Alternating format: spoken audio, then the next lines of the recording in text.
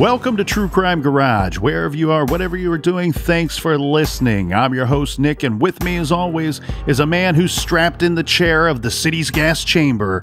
Here is the captain. Let me tell you, it's pretty comfortable. It's good to be seen. Good to see you. Thanks for listening. Thanks for telling a friend.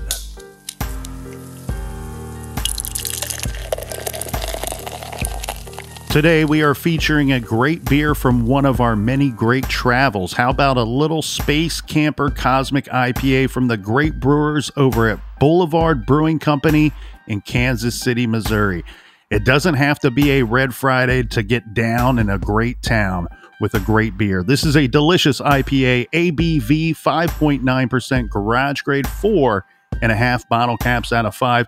And let's give some praise and thank you to some of our good friends for helping us out with this week's beer run. First up, a big cheers to Vanessa Bailey in beautiful Toronto, Ontario, Canada. And we also have Maureen from Dooseman, Wisconsin. Both Maureen and Vanessa went to our website, truecrimegarage.com, and donated to this week's beer fund. And for that, we thank you. Yeah, BWRUN beer run. Make sure you support the show by signing up on our mailing list and go to iTunes and leave us a 5-star review. It really does help the show. And Colonel, that's enough of the business. All right, everybody gather around, grab a chair, grab a beer. Let's talk some true crime.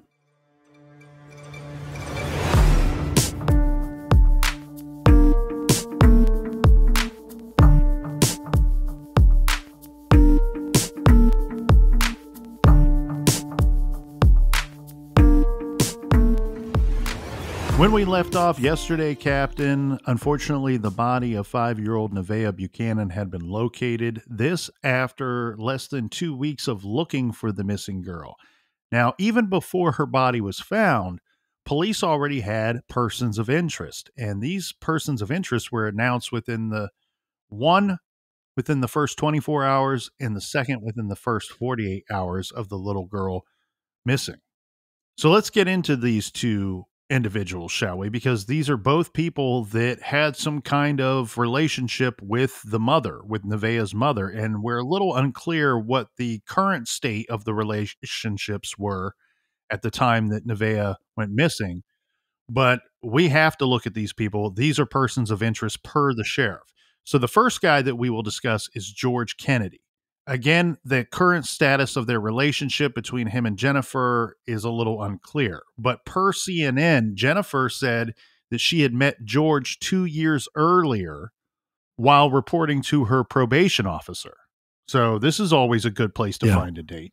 Convenient. She said that her relationship with George was that they were just friends. She said that they haven't officially dated for over a year and a half before Nevaeh went missing, but they remained friends after they were dating. Jennifer says, I'm not a judgmental person, so I looked over his sex offenses, but at the same time, I still kept my guards up on that. She said that George had a good relationship upon my daughter as a father figure, always there for her. She says if he came around, she'd see him and she'd run up to him and hug him. So to quote the church lady, well, isn't that special? A female child hugging a sex offender and the mom treating him like some kind of special person in her child's life. Well, when she says, well, I always kept my guards up. Here's how you keep your guards up, people. Don't have that person be involved in your life or your child's life. Yeah, and it gets even worse. I mean, we have Jennifer on record saying that all three of our relationship together was like a family. He, George Kennedy, claimed Nevaeh as his daughter, Jennifer says. She says that he was in my daughter's life for more than her own father. Yeah. And I don't know. I see the situation and I look at it and I go, all right. So Jennifer, mom, or who was supposed to be mom here, Sherry should get credit as mom because she's doing the motherly duties and actually caring for the child and providing a shelter and food for Nevaeh. But Jennifer, who is supposed to be mom, she's essentially facilitating grooming of her own child to a known sex offender. That's the risk here. Well, she has a bad picker. She's selfish.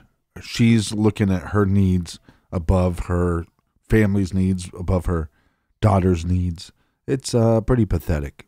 She says in her own defense that she was unaware of his sex offender status at the time that they started dating. But of course, she became aware of that at some point. So you can very quickly push the guy away and say, no, thank you, which she did not do. Now, she says they remain friends, that they weren't in any kind of romantic relationship at this point. But the thing that really pisses me off here is when I hear statements like this. Jennifer's telling media outlets, she told many media outlets this, that she's trying to paint herself as some kind of good person. She's saying, I believe in giving people second chances. Well, good for you, lady. How about giving your daughter the first chance by, I don't know, not making her be in the company of sex offenders? Right. So when Nevaeh was taken, George Kennedy was living in a Monroe motel room where he had apparently been staying for about a month. He's keeping it classy.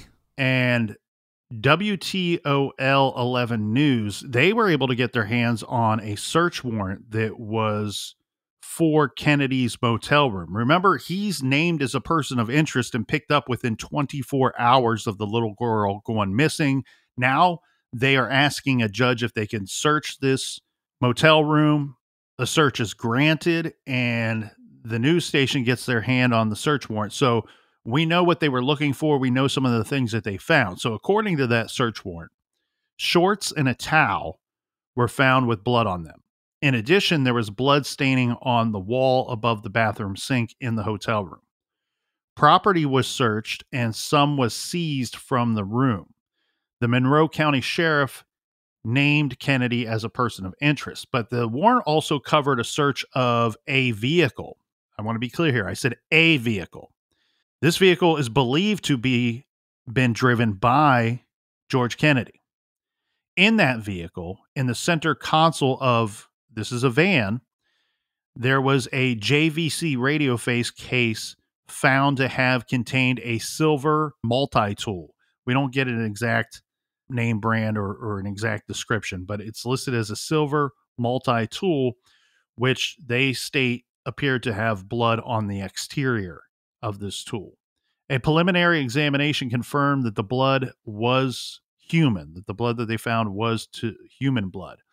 Also found were photos of young girls, one of whom reportedly resembled Nevaeh. Well, if you're law enforcement, you have to be hopeful with the evidence that you are finding. Something else that was very disturbing that was reportedly found in the motel room were 3 shiny metal matchbox-style mini motorcycle toys were found in his room. These would be exactly the kind of toy that Nevaeh would want to play with or did play with. Well, again, law enforcement has to be excited, but you have to do your due diligence and you have to make sure that this evidence checks out and it's actually evidence in this case. But that's not all. The warrant also states that police questioned 2 children who were outside playing with Nevaeh on the day she disappeared.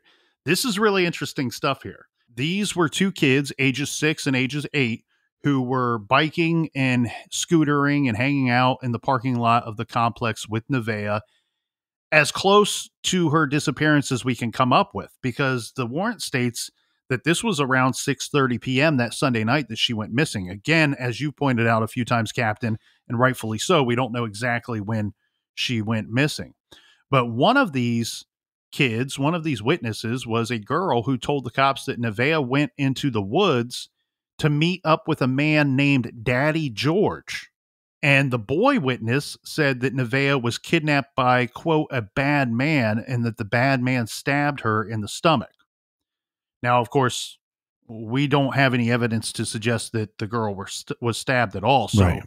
It's difficult when you're interviewing children. It's difficult really to interview any type of witness, eyewitness, as they often will make mistakes. But especially here, you wonder, is the boy... So the boy mentioned in the warrant was, for those of you who are paying close attention to the case, you guessed it correctly. This was Nevaeh's friend Austin, the one that she was playing with earlier on the afternoon that she went missing. We know based off of the autopsy that it was determined that Nevaeh died from aspirating dirt, not stabbing. So you have to wonder, is this kid did he hear some kind of rumor or see something on TV that he was afraid of. And when police are probing him for information, does he just recite something he saw on TV or recite something that he heard was maybe a speculation of people? Because the people in the neighborhood, the people in the apartment complex are going to be talking while this girl is missing. Well, and poor kid, he has to answer these questions from law enforcement. He's probably scared half to death, and he probably misses his buddy. The other thing that is interesting, though, too, here is that Austin's mother goes on record and she says, look, I know that he said that she was stabbed, but what my son is saying is factually not true. It's factually incorrect. So I don't know if she's basing this statement off of the autopsy findings, or if she is saying, he couldn't have seen this because I was with him in that 6:30 time period. Right. He was not out of my sight. He didn't see anything that I would not have seen. But the Daddy George thing is weird because Mom, Jennifer, says that there was some kind of family type relationship between the three of them. So it wouldn't be completely out of the question if Nevaeh was calling this man Daddy George. His first name is George. And then the other disturbing part of this too is that same news outlet that had the information about the search warrant said that George had failed a polygraph examination or failed portions of a polygraph examination. Well, this George guy is a real piece of shit. Crystal Kuhn is Austin's mom, and she's on record saying that Nevaeh left their apartment at 3:30 or 3:45 p.m. that day. So maybe that's what she's basing that statement off of, that it's not factually true because my son did not see Nevaeh close to the time that she went missing. It sounds like, though, and obviously so, that the rest of the family, maybe not Jennifer, but the rest of the family immediately suspected George. And this is based off of a statement given to ABC News. It says Nevaeh's family members said that they are even more suspicious now of George Kennedy. He was age 39 at the time. He's a registered sex offender and friend of Jennifer's, of Nevaeh's mother.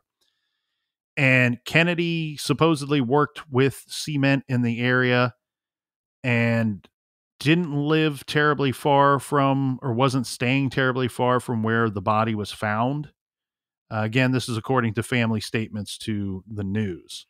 Apparently, George worked for a Monroe-based company and dealt with cement in the course of his job. I don't know exactly what that means, Captain. I don't know if he works for a cement company. I don't know if he just works as like a general laborer in some form of construction. Yeah, he's probably not that high on the totem pole. I think that would be a little bit more of a likelihood, but the thing with the cement or the concrete, and I know I'm going to get an email from somebody that says I'm using the incorrect term. I understand that there's a difference. I don't know the difference, so don't worry about it. He's not a concrete expert. I don't work in concrete. Never claimed to be. Apparently, this George guy does. Never claimed to be a concrete expert. Here's the problem with the concrete, right? You can say a guy works with concrete or he's familiar with working with concrete, and so that would make him a good suspect. But at the same time, it doesn't sound like it was properly put together. And so you could use that as the reverse and say, well, it makes him less likely because this person just may not have known what they were doing when they were trying to form this concrete slab. Right. Or like you said, they're in a location that they feel that they have to speed up whatever process they're going through. They could have just been rattled, go out there to dump the body and try not to get caught, and something happens and it rattles you and you have to abort all plans. Now, later, Jennifer, and I'm going to kind of fast track this because people have spent a lot of time analyzing this stuff, and I don't think that it's necessary to the case. But, Jennifer defends George Kennedy for a bit, but then very quickly backtracks on those statements. Well, everybody deserves a second chance. Right. It's a very bad look for her to be standing up for a registered sex offender. So she goes on record later saying that she wouldn't put it past George and adds more fuel to the fire, major fuel at that, by saying in at least 2 interviews that it was possible that George Kennedy owed someone money and they took Nevaeh and hurt her because George was close to her. Yeah. Which I think is silly, because Yeah. if anybody should be looked at, it's George, and that's what the police were doing. Maybe not so much somebody associated with George. Yeah. A loser like this, he owes you money. You go after him. You hurt him. You don't. Nobody's going to be missing old George Kennedy. No, old Papa George. Old Papa George. All right, Captain, would you like to hear a rundown of George Kennedy's criminal record?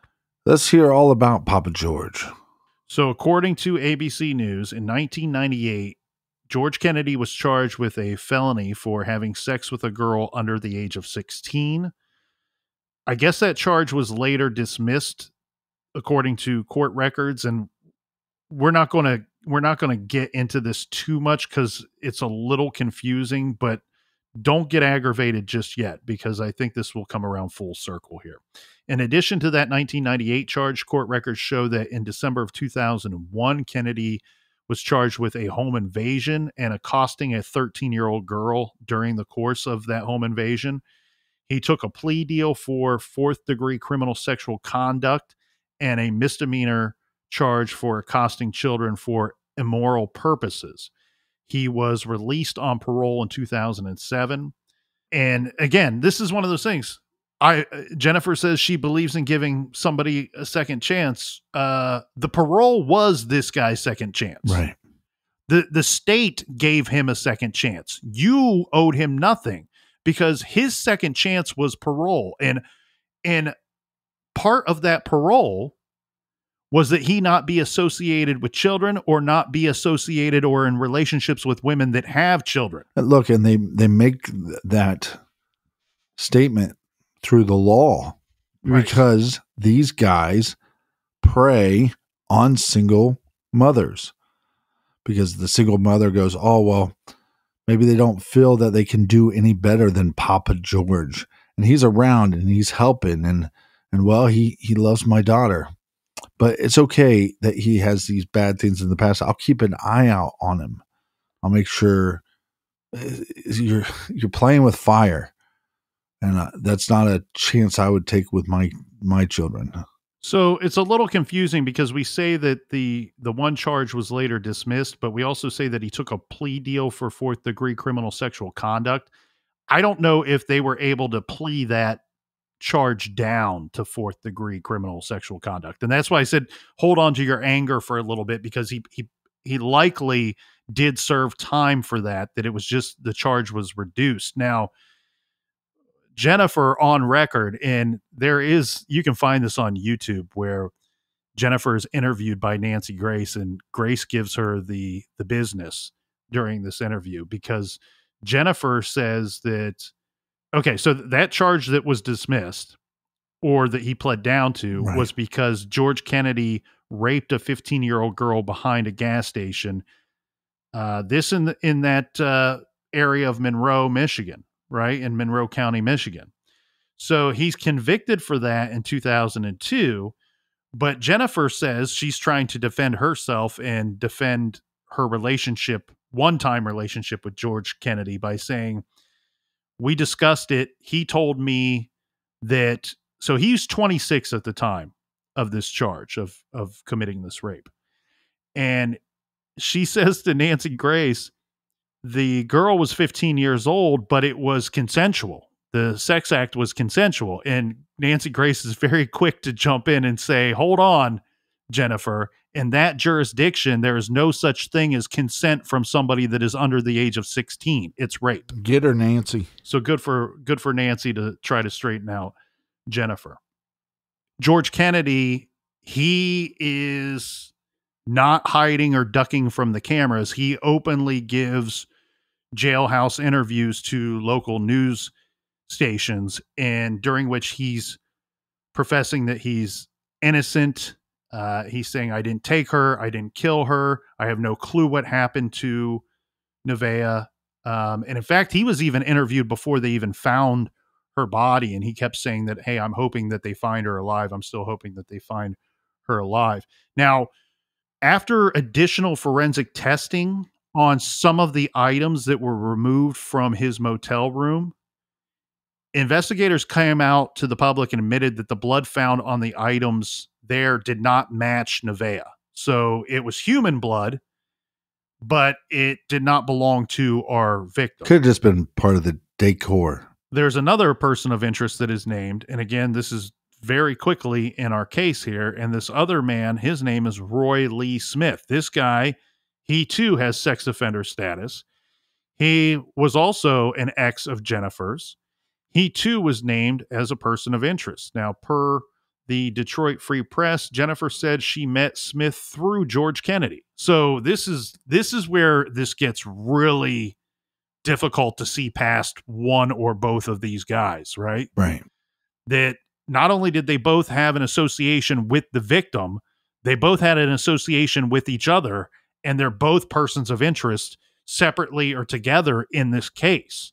Jennifer says that she wasn't specifically aware of Roy's sex offender status. She admitted that she guessed it because of the association between him and George Kennedy. So she's not aware that he's a sex offender, but says that she suspected him of being a sex offender. I'm not for sure, but I'm just assuming since he's hanging out with Papa George likes to hang out with a bunch of creeps. Roy Lee Smith was convicted of third-degree criminal sexual conduct for a 1991 rape, and he was also listed as a habitual offender. So they try to give him the maximum here. He was looking at 15 years to 50 to 50 years prison sentence. But he was released from prison in February 2008, this after serving 15 years for that conviction. Remember what we discussed in the one search warrant. You may recall that a van was being driven by George Kennedy.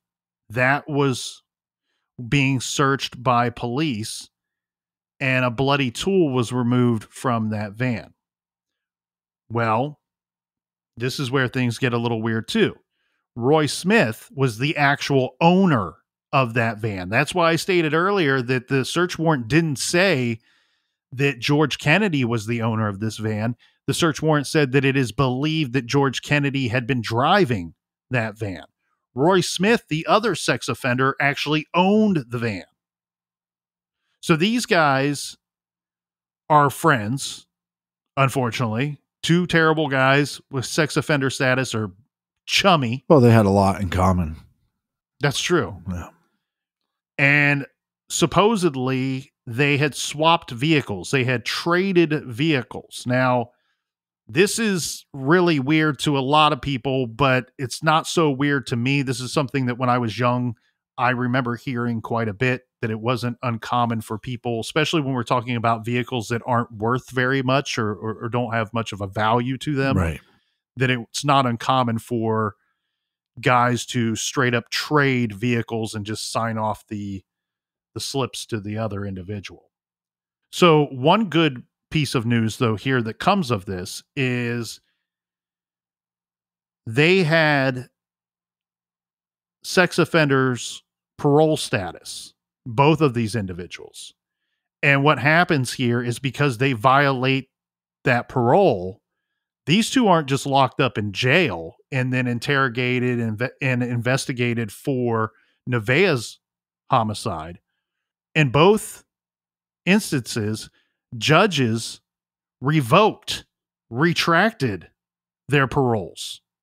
And so both Kennedy and Smith were sent back to prison, this to finish out their full sentences for those parole violations.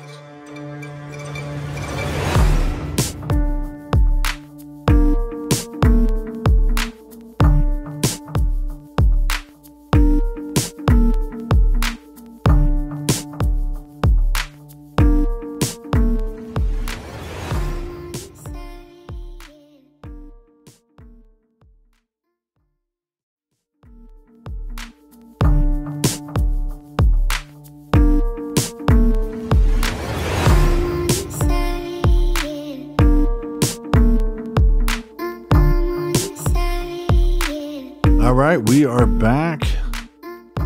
Papa George, Hotel Motel, Holiday Inn.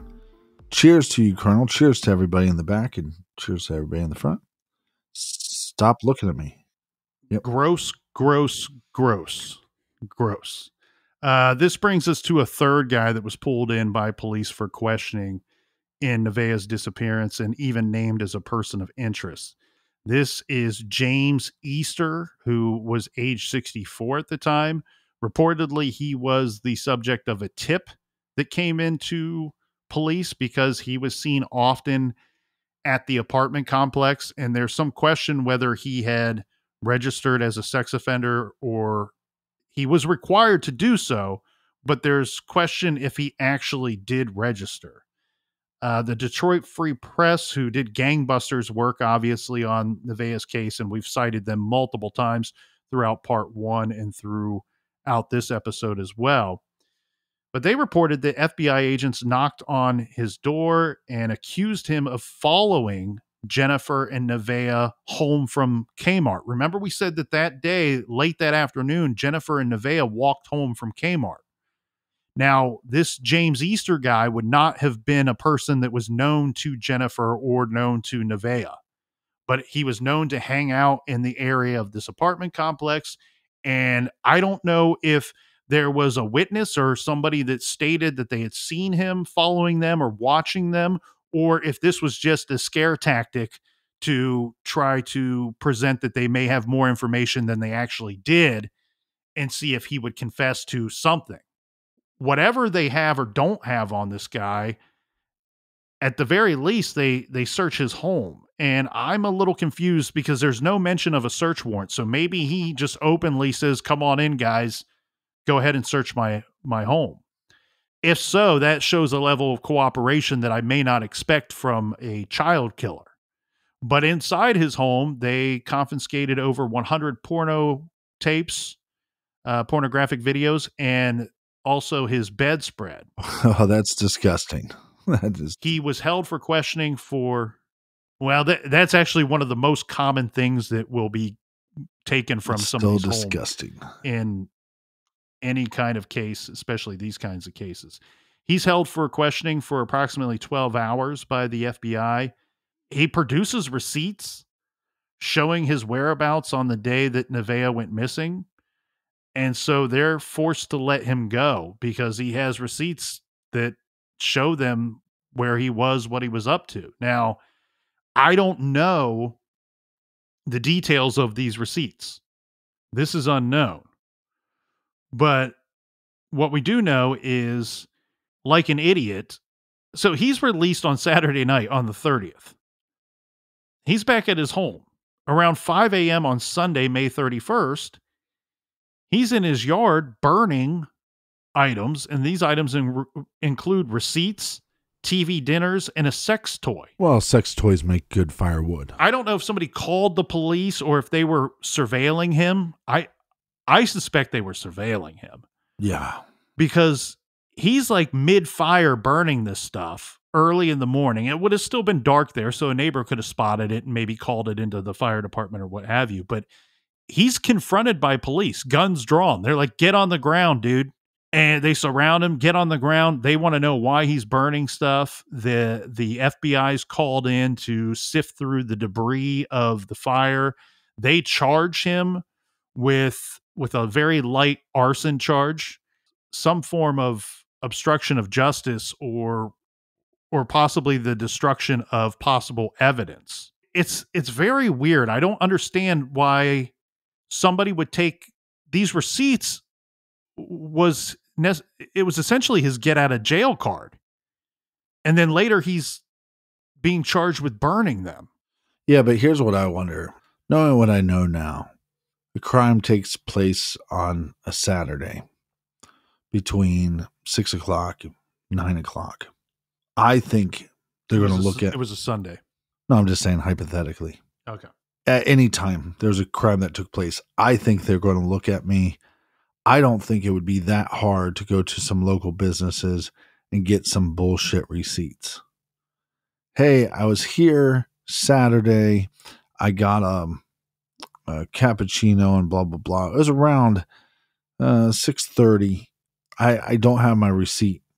And they look in their computer and maybe they find something that's close to what I told them, and they print out a receipt that has nothing to do with me. Does that make sense? And so it's almost like, did he get all these fake receipts, and then when he used them and passed that portion of the test, well, I better burn them now, because if they actually go through with a fine-tooth comb and try to go through all the details, I'm going to be busted. Right, and that's what I'm saying, that the burning of these receipts is incredibly suspicious behavior.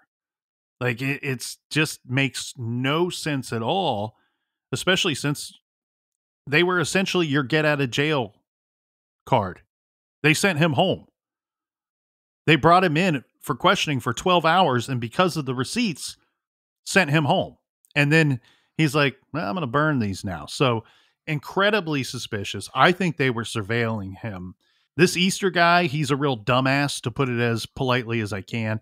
He talked way too much. Sounds like somebody I know. He did 4 interviews that I could find with the newspapers and spoke openly about the case. He openly told the newspapers, I failed portions of a polygraph test. He goes, I wasn't given the details. I don't know which questions that I failed, but I failed portions of the polygraph test according to the FBI. That's what they told me anyway. And then they're like, well, what questions did they ask you? And he rattles off a few, like, right. Did you do it? Did you abduct her? The typical questions you would expect to hear, but also things like, they asked him at one point in the polygraph test, if you had done it, how would you have carried out this crime? Or how do you think the killer carried out this crime? And he goes into like great detail saying, well, if it were me, I would have pulled onto the street, turned on my hazard lights, pretending that I have some kind of problem with my vehicle. Then I would have snuck up on the blind side of the pine trees that are in that area, walked up to where the victim was, and I would have snatched her there. And he even goes into like, that would be a long way to walk. You have to go up past the dumpsters. So clearly he has a very good understanding of the area in which we believe that Nevaeh was abducted from. He even goes out of his way to say that, the one problem with that area, if you were looking to do something like this, is there were always maintenance people hanging around there. So he knows where the people would be, or where possible witnesses could be. Yeah, I mean, very strange. And like you said, so far we have 3 suspects that I think you could easily put either one of them at the top of the list. And then this Easter guy just continues to get more strange and more strange. So he's released. Remember, they picked him up on these for the burning, for the arson charges. How can we forget him burning his sex toys? He's released from jail on June 1st. And at that time, a district judge said that Easter was no longer a person of interest in Nevaeh's case, which is really interesting to me because I don't know why this judge is declaring this. Is this based off of insufficient evidence to charge him with anything? Or because on record, we have local law enforcement saying that we still consider Easter to be a person of interest. A judge kind of publicly declares him as not a POI, but police have never officially, or publicly anyway, cleared him in this case. And we're sitting here all these years later with an unsolved homicide on our hands. And then his girlfriend, Jane Austen, told the news that she might be the last person to have seen Nevaeh, which she said she spotted the little girl from her balcony. So I got to kind of break this down a little bit because this part's a little confusing. So I'm confused. Yeah, one, this dirtbag has a girlfriend. Yeah, all 3 of these dirtbags apparently didn't have trouble getting girlfriends as for at some period of time anyway. But so this Easter guy lives in a trailer by himself. Now, the girlfriend, Janie Austen, I think I mispronounced her name earlier as Jane Austen, but Janie Austen from my understanding, lives in the apartment complex or close to the Charlotte Arms apartment complex where Nevaeh went missing from. Because she's saying, from my balcony, I believe I was one of the last people to see Nevaeh before she was abducted. So when we say this guy was hanging around the apartment complex, he very likely could have been hanging around the apartment complex because his girlfriend lived there. Yeah, because like you said, the first two suspects that we brought up had a connection to Nevaeh, had a connection to her family, right? So that would give them reason to be on that property. But this shit stain, you got to go, well, did he actually follow them home from Kmart? Or was he just going to his girlfriend's house? Yeah, it's very weird stuff. So what her statement is to the news is that she says that she was out on her balcony in the evening time. She sees the little girl on her scooter, riding around like most of the neighbors would expect to see. And then this woman says that at some point she went inside to prepare dinner, and she believes that it was during that time period that she was inside preparing dinner that the abduction took place, because when she goes back out to her balcony, she sees the scooter abandoned where it was later found by the mother. Yeah, and like you said, roughly about 180 units. It's really surprising that nobody saw anything. We have a lot of stuff that I want to get to, Captain. So I think that I included a lot of things in my notes about how the public did not care for Jennifer, how the public really was very suspicious of her. I don't know how much detail we need to go into that aspect of the case. I think there's so many obvious reasons why people would not like Jennifer in this case, would not trust the mother, may even suspect the mother of some wrongdoing. The problem, though, with Jennifer being your prime suspect in this case, in my opinion, is Jennifer did not have her own transportation. Jennifer also is reportedly actively looking for her daughter at the time that she goes missing, or at least roughly at the time that she goes missing. Right. Her story would be even more believable if Sherry, her mother, would have been home. I can trust Sherry, I think. I can't trust Jennifer. But at the very least, we have another witness saying that, look, Nevaeh was alive and well at 3:30 or 3:45 when her mother came to my house and the two of them walked to Kmart. Jennifer saying they walked back home. They were doing their own thing. Jennifer's hanging out in the apartment. Nevaeh eventually goes out to play. We also have this witness of saying, I saw the girl zipping around on her scooter, went in to prepare dinner and came back and the scooter was abandoned. Right.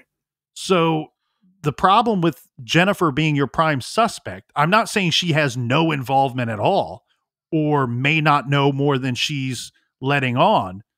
What I'm saying is she could not have done something to her daughter and disposed of her daughter. She just didn't have the means. She didn't have transportation. One, she would have had to have some kind of help, is what I'm getting at here. As much as I dislike Jennifer. Yeah, but give Jennifer a second chance. Everybody deserves a second chance. And I know there was a lot of local rumor, especially back in 2009 and 2010, that she knows more. I see better suspects here. Yeah, I don't think she's a good person. Right. I don't think she did. At least not smart. She's not smart. Not smart at all. And also, she was selfish. She wanted a relationship. She wanted companionship. And she took that over the safety of her child. And that is horrible. And she's going to have to live with that the rest of her life. We have to remember, if she's not responsible, that she also is a victim here. And I know a lot of people don't like polygraphs. They don't care for them. They don't put any weight in them. We're not putting any weight in them either. But when it's part of the story, we report it. It's part of the story. I'm putting a lot of weight. Well, here we From have now on. Jennifer, who openly tells the news that she was told that she failed a polygraph exam as well. So those things are always a little weird to me, right? you might be more, some people may be more inclined to be suspicious of an individual who failed a polygraph. But I also find it odd that a person that, let's say we have a guilty party and the world doesn't know 100% that this person's guilty. If I were guilty of something, I don't think I would openly be telling the news, like, I was told I failed a polygraph test. Right. Or failed parts. Yes. But yet we have several people who reported that they either failed the polygraph test or were at least told by law enforcement that they failed, which can be a tactic on its own.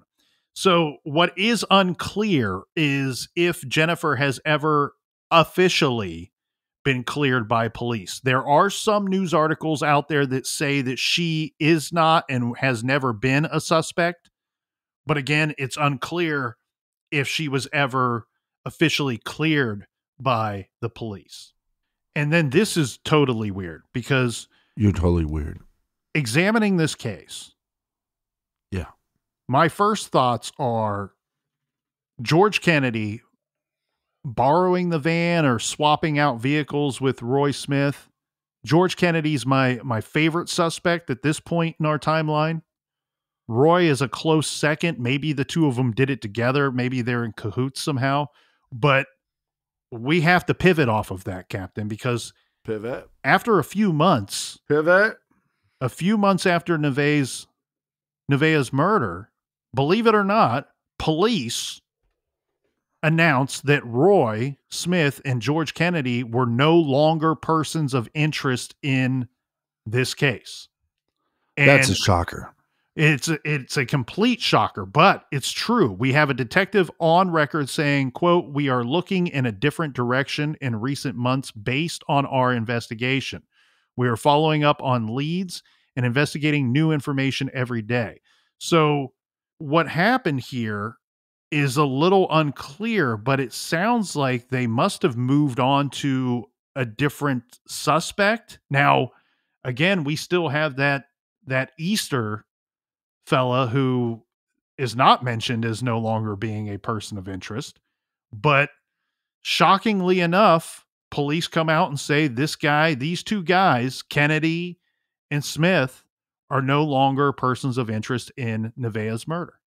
Now, on the first anniversary of Nevaeh's murder, the task force that was put together had disbanded, but police said that they were still very actively investigating the case.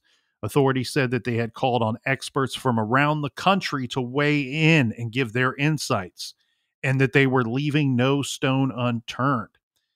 In August of 2009, the reward for information in Nevaeh's case increased to $20,000, and by the end of 2010, this amount increased to $50,000. So there's a lot of people out there hoping for some information to come forward in this case. The special agent in charge of the FBI's Detroit Bureau, who oversaw the federal agency's role in this investigation, is on record saying that there was no shortage of suspects in this case, but sometimes there are too many, and that what they needed was one good one that they could actually connect to the victim, connect to the case. Well, that's a problem, is when you start interviewing the family and you realize, well, look, the mom is a little bit of a scumbag herself, and so she's going to have scumbag associates, and you're going to have to start there. And I think that could hinder the case because, well, every turn you make, she's connected to these guys with that are sexual offenders, that have criminal histories. And so if you're law enforcement, you're like, oh, this is going to be easy because we're just going to do this pervert roundup of all the guys she knows and we'll get the killer. But to me, these cases tend to lean towards stranger on stranger. In 2012, this case is back in the headlines, and this is because the police are giving us a little insight into their investigation. In 2012, they say that they are closer to an arrest in the kidnapping and murder of Nevaeh Buchanan. This is directly from the county sheriff, Crutchfield, who we've talked about several times during our discussion of this case. He says, quote, investigators have an eye on a person or persons and have significantly narrowed their focus. But he goes on to say that the public is not in danger. This is a very interesting statement to me. And I know that we try to read a lot into these statements, but you have to. You have to read between the lines when they're holding back so much information. So if we've cleared two guys that look good, Kennedy and Smith, Easter is still out there walking around on the streets. And the sheriff says that there's no danger to the public. And they got somebody in their crosshairs, somebody that they like. Right. You start to wonder, well, does that mean that the suspect that they're looking at is dead or locked up? Yeah, because as they're going through these suspects, like we've seen with the first couple, probation violations. And with those probation violations, we're able to arrest them and, like you said, provokes some of the privileges and having them to serve the remainder of their sentence. When they say, hey, we don't think that the public's in danger, again, probably leans towards incarceration. All right. Now, this next part, I'm going to have to go through every piece of this statement because it's very interesting and it helps to clear some things up in this case and gives valuable insights into their investigation. This is in 2014. And it sounds like, again, they are reminding the public, hey, we got a suspect that we kind of like here. And it's from a Monroe News article. And it reads as follows. Despite widespread public opinion that stated otherwise, police have long ago said Jennifer Nevaeh's mother had nothing to do with the crime. The family still lives in Monroe, but has moved from Charlotte Arms, where they lived where Nevaeh was kidnapped. Nevaeh's grandmother, Sherry Buchanan, remains frustrated that no arrest has been made. She said she is considering seeking legal advice because she's not sure what else can be done at this point. Quote, I want answers, Ms. Buchanan said. It's been too long. Police investigating the case still don't have much to say on the record. The current Monroe County Sheriff, this is Dale Malone, said nothing more than stating it remains an ongoing case, but several of those who have been close to the investigation have said over the years that they are certain they know who did it. The suspect is not any of the men who were identified at the time as persons of interest. Those men were strong candidates because of their backgrounds, which included sexual assault and accosting children, and because they had befriended Jennifer. But they didn't do it, investigators said. Retired Sheriff Tillman Crutchfield, who oversaw the investigation that included about 100 individuals, agreed that police were close to making an arrest, but just couldn't develop enough solid evidence to seek a warrant and pursue a trial. Quote, we are very close to making an arrest. We know who the person is. I believe we have the right person targeted. We had nothing that pointed to the mother, end quote. The man many police believe is responsible remains in prison on unrelated convictions and is not going anywhere anytime soon. In fact, he is facing additional felony charges for reportedly trying to kill a fellow inmate.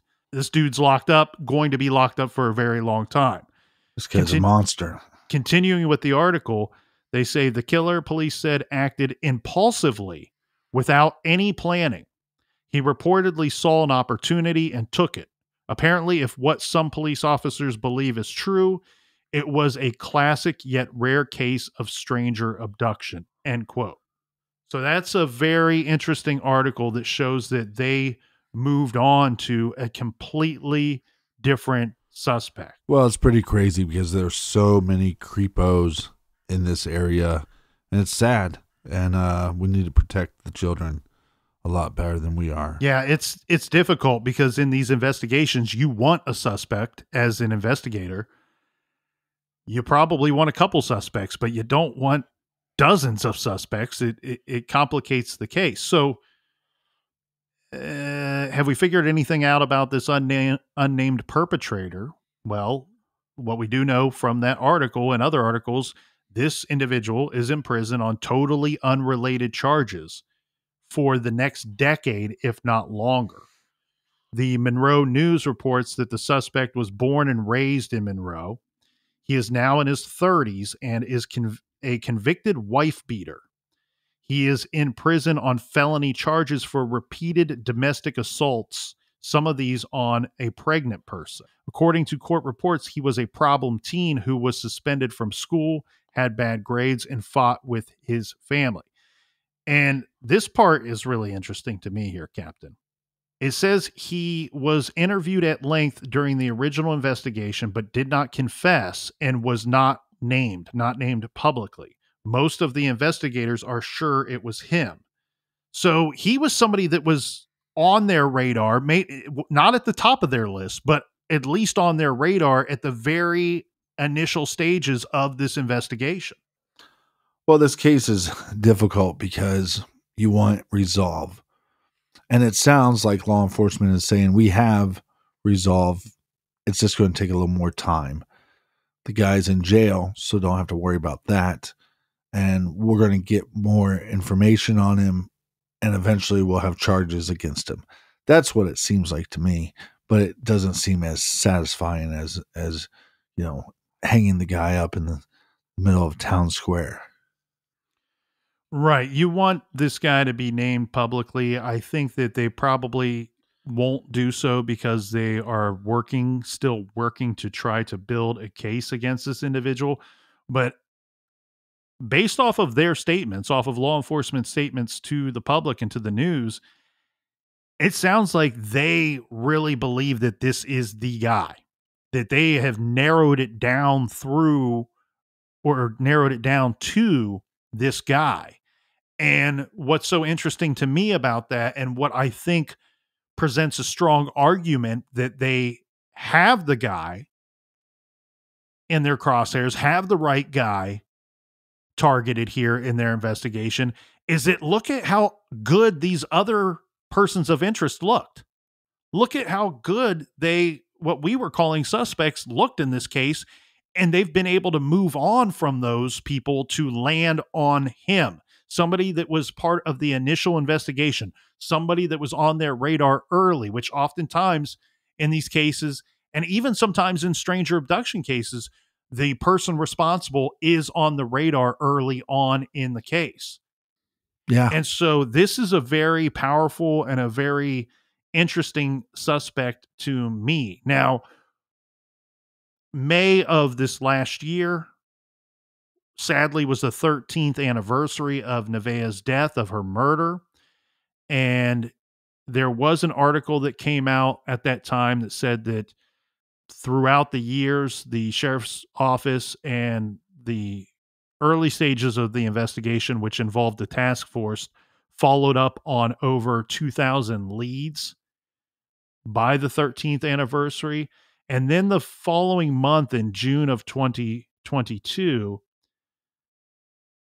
a considerable amount of time has passed. So, of course, they have a new sheriff by now. But the current sheriff in charge provided a statement to ABC 13 News and said, the investigation is sometimes referred to as a cold case. This investigation has never been closed, nor has it ever been reduced to a cold case. Rather, this investigation is very much active, and as long as Sheriff Goodnow is leading this organization, solving this heinous crime will always be among the highest of priorities.